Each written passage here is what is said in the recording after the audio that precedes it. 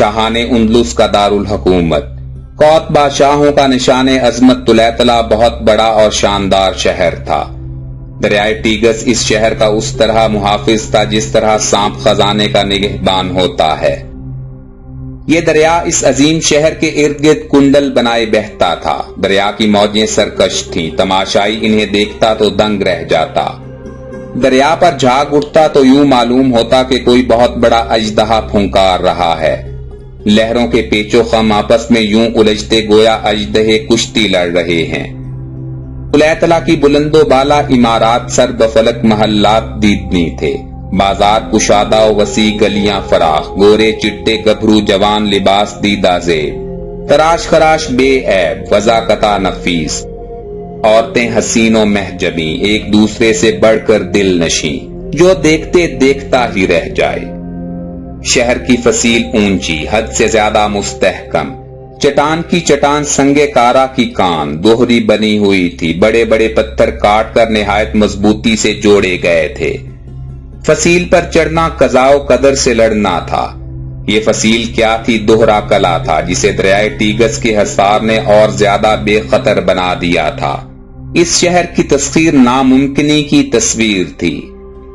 مجاہد دلیر، دشت بربر کا شیر، جوش اسلام کی تصویر، طارق بن زیاد نے اس شہر کی تسخیر اپنے ذمہ لی۔ وہ بڑھتے چلتے راستے کے کانٹے چنتے، سرکشوں کو دباتے، دشمنوں کو گھٹاتے، دوستوں کو بڑھاتے طلیطلہ کے قریب پہنچے۔ امید تھی کہ طلیطلہ کا مقابلہ سخت اور قتال شدید سے دو چار ہونا پڑے گا، مگر جوں جوں قریب آتے گئے حیرانی بڑھتی گئی۔ نہ کہیں فوج دکھائی دی، نہ لشکر نظر آیا تو رفتار سست کر دی، دشمن کہیں گھات میں نہ ہو، شہر کی بجائے دیہات میں نہ ہو، کہیں وہ ہمیں دامے فریب میں نہ پھنسا لے۔ طارق احتیاط کے گھوڑے پر سوار آ رہے تھے، شہر قریب آتا گیا، حتیٰ کہ دریائے ٹیگس نے انہیں خوش آمدید کہا۔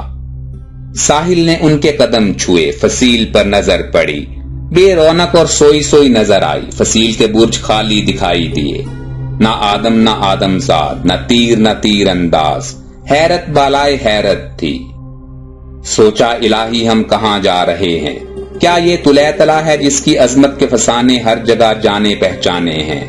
ٹیگس موجود ہے، فصیل مشہور ہے، مگر آدمی موجود نہیں ہے۔ طارق اسی حیرانی میں سوچتے بچاتے قدم قدم چلتے فصیل کے پاس پہنچے۔ نعرہ تکبیر لگایا کہ طلیطلہ کی فضا گونج اٹھی، مگر پھر بھی کوئی جواب نہ ملا۔ آدمی دیکھا نہ سایہ نظر آیا، اور آگے بڑھے لشکر کو پھیلایا۔ شہر کو گھیرا، دروازے کھلے تھے، نہ فوج تھی نہ سپاہ موجود تھی۔ شہر کے دروازے خیر مقدم کا منہ کھولے ہوئے تھے، ان کا انتظار ختم ہو چکا تھا، جانے والے جا چکے تھے اور آنے والے آ چکے تھے۔ مجاہد شہر میں آئے، مکان و محلات کھلے پائے، بوڑھے کمزور بیمار دکھائی دیے، کوئی تندرست جوان نظر نہ آیا تو پوچھا، میاں حاکم اور فوج کہاں گئی؟ جواب ملا، وہ تو کئی دن سے جا چکی ہے، آپ کے کوچ کی خبر سے ان کی روانگی شروع ہو گئی تھی، اب وہ سب دوسرے شہروں، پہاڑوں اور جنگلوں میں آپ کو مل سکتے ہیں، یہاں تو ہم لاچار، بیمار، نادار اور اپنے آپ سے بیزار لوگ باقی ہیں، مارو یا قتل کرو، ہم بے بس اب تمہارے بس میں ہیں۔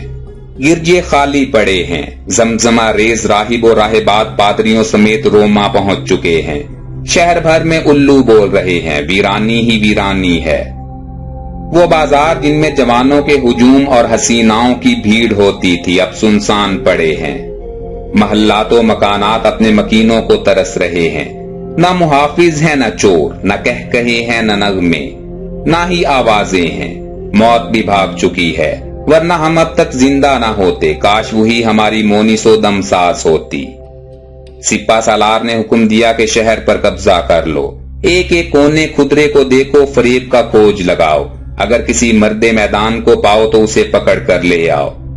حکم ملا تو مجاہد شہر میں پھیل گئے، فصیل کے برج دیکھے، تہخانوں کو کھنگالا، قلعہ کو دیکھا بھالا، گرجوں کی عمارات دیکھی، لیکن کہیں کچھ نہ پایا۔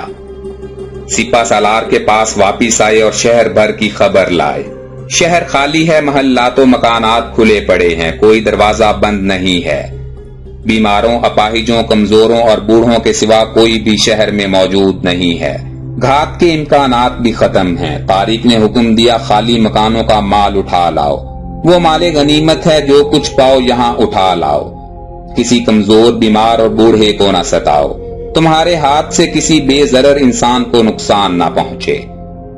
مجاہد پھر سے شہر میں پھیل گئے۔ سونا چاندی، روپیہ، سونے چاندی کے برتن وغیرہ بے شمار مال غنیمت ملا۔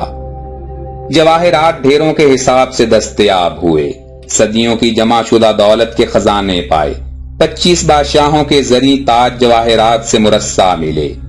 الغرض قیمتی سامان ہاتھ میں آیا جو سپہ سالار کے حضور پہنچایا گیا۔ طارق نے مجاہدین میں مال غنیمت تقسیم کیا۔ 5واں حصہ اور زرعی تاج موسیٰ بن نصیر کی خدمت میں بھیجے۔ ایک دستہ فوج نے یہ سب سامان لیا اور جہازوں پر سوار ہو کر افریقہ پہنچ گئے۔ موسیٰ بن نصیر کی آنکھیں کھل گئیں۔ بے اختیار اس کی زبان سے نکلا اندلس سونے چاندی اور جواہرات کی کان ہے۔ طارق نے طلیطلہ کا خاطر خواہ انتظام کیا۔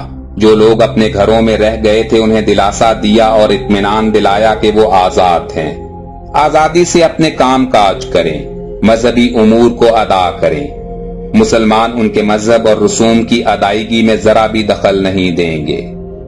یوں یہ عظیم الشان شہر بھی مسلم سلطنت میں شامل ہو گیا۔ مشہور اسلامی جنگوں پر سیریز کی مزید ویڈیوز دیکھنے اور ہماری ہر نئی ویڈیو کی نوٹیفیکیشن حاصل کرنے کے لیے ہمارے چینل ہسٹورک انفو کو سبسکرائب کرتے ہوئے گھنٹی کے نشان کو بھی دبا دیں۔ اگر آپ ہمیں فیس بک پر بھی فالو کرنا چاہتے ہیں تو ہمارے فیس بک پیج ہسٹورک انفو کا لنک ڈسکرپشن باکس میں موجود ہے۔ بشرطِ زندگی جلد ہی دوبارہ ملاقات ہوگی۔ اپنا بھرپور خیال رکھیے گا۔ اللہ حافظ۔